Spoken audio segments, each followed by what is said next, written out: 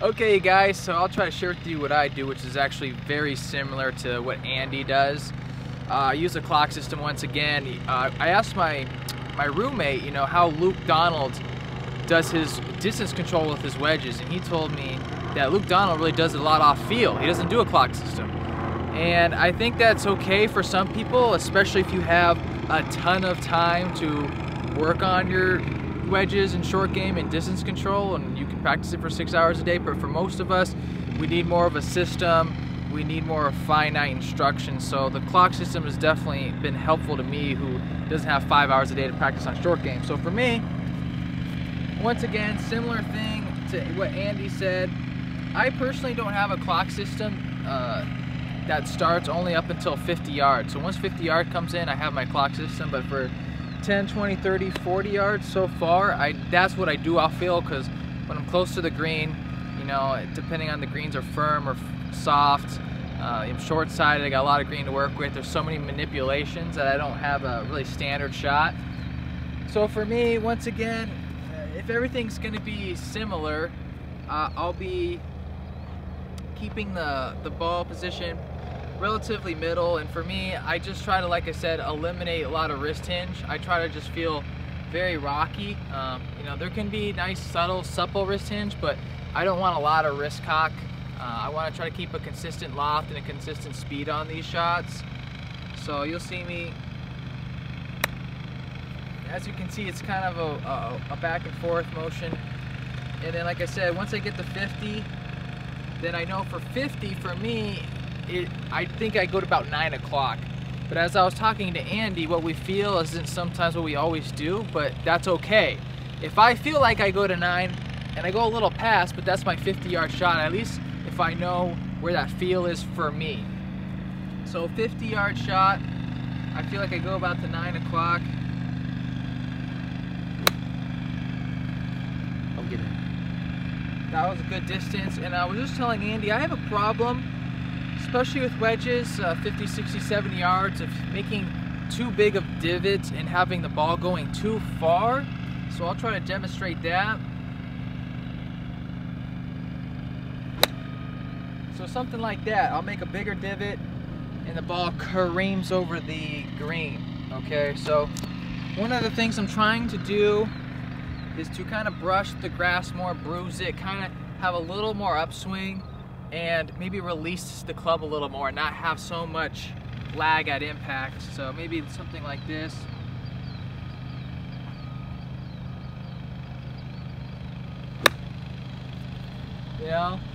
I would honestly rather do something like that, so that even if it was slightly thin than this one, because this one's distance is still going to be good. This one's way over the green, and that's not what you want to do with a wedge shot.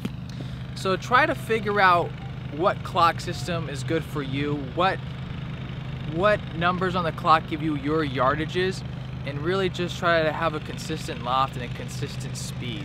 And like Andy said, you can obviously definitely try to work with the face. So maybe your 9 to 3 with an open face is going to go 30 yards, and then your 9 to 3 swing with a square face goes 50 yards. And then once again, you can add that shot on the course, and you have something to gauge off of. So, does that sound okay, Andy? Yeah, it's okay. From an instructor's point of view? No, that's good. Everyone has their own way of doing it. I mean, pretty much, if I was just giving Gabe a quick lesson, you're just pretty much making sure here. So, Gabe, I don't want you doing something real quick. Set to that ball, and I want you to imagine you're hitting it 50 yards. Okay. Okay, and set your shaft at neutral for me. All right, and I want you strengthening your left hand just a little bit. Okay, and all I want you thinking about there is keeping how that left wrist kind of feels cupped there to you. Okay. Keep that shaft neutral and nice and cupped as you feel, and you're going to notice a little bit different divot here. Yeah, that was good. That was nice and shallow. Do one again. Because Gabe's big thing is that he sets it too much like his full swing, which is why he likes forward shaft lean. So straightening his grip a little bit, that's going to add a little bit of an extension to his left wrist. And keeping that shaft a little bit more neutral is going to help that bounce get engaged. You can kind of see there, that's a pretty acceptable divot for that yardage, especially for Gabe. So, and that's the easiest way from there, and that probably feels a little softer at the face too, doesn't it, Gabe? Yeah. Going a little higher, a little softer. Yeah. Awesome. So way better difference in divots. Like I said, my distance control is going to get way better. Once I get that lag and handle drag and de-loft, the speed, and it comes out and goes way too far. Yeah, Gabe, why don't you just talk to him real quick about maybe like the differences between a full swing shot and maybe that little pitch shot. They're like the 3 things that are really different, maybe like the shaft, maybe weight distribution, and okay. Well, what I would say the difference between the full swing and the short game, the biggest differences are, one, it's again not as much lag or handle drag, right? Because we're not trying to really kill this ball. So if our handle's like this in the full shot, then short game it's going to be less exaggerative. Yeah. One of the other things is obviously for a 6-iron driver, our lower body is going to be leading for the full swing. We want our lower body to be ahead. That's going to help once again create more speed, more power. And in this short game shot, I'm really trying to keep the lower body quiet. It's more reacting to the swing. It's not going out in front. It's not leading at all. It's more just reacting to my arms swinging back and through. And once again, would you say, Andy, the hands were going to pass the lower body at some point? Oh, absolutely. I think that's the biggest thing that we kind of see, and when we measure some pretty good players, is that it's almost like the sequencing part of it is completely opposite than a full swing shot. So it pretty much goes like in full swing, it goes, let's say, knees, hips, trunk, arms, wrist, and club head. In a short game shot, it goes club head, wrist, trunk, and the lower body just kind of goes along for the ride. Yeah. So maybe Gabe, show one where you're kind of feeling like too much like a full swing with your lower body too. Okay. You kind of feel like it's too much like that. This could be kind of an issue for people that control or hitting it too far.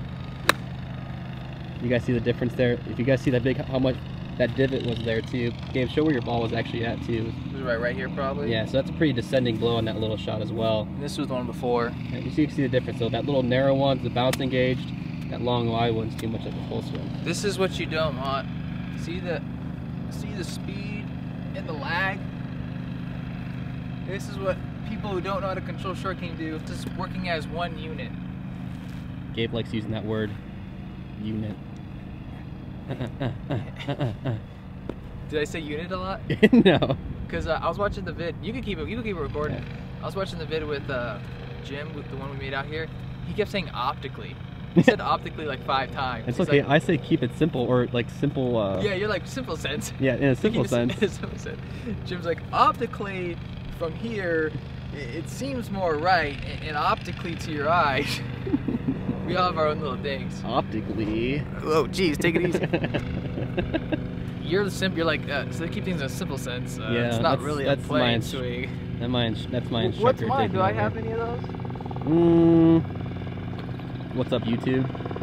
What's going on, YouTube? Gabriel right here, PGA Tour, driven the movement towards improvement. You know what it is. Get money all day. And for me, we're just gonna chat a little, man. This is the most important part of the game for me. Yeah. You know, if I can keep the ball in play, I have to be able to take advantage of the short par 4s and the par 5s where I have wedges in. For somebody who doesn't hit the ball very far, who didn't win the genetic lottery for being 6'2", 230, you know, this has to be my equalizer for those guys who outdrive me. I have to be able to be even better with my short game putting, bunker play, chipping, pitching. This is where I have to make up my ground for the guys who are stronger and hit it farther. That's just like a lot of us. A lot of us can't hit the ball 340. And if you want to become a really good player or ever get on tour, this is where you have to be best in the world at right here. This is where you have to take advantages, and if you got 50 yards with green to work with, getting up and down, and that's why people like Furyk can be on tour, and Stricker, and Luke Donald, you know, Hunter Meehan I'm sure doesn't hit it very far, you know, so this is where it's at, people. Yep. Do one more here, Gabe. Okay.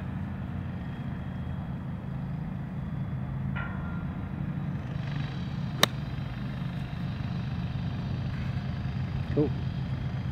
Oh, we gotta get this one. Oh, that might be pretty clear. Dude, you just hit into 16.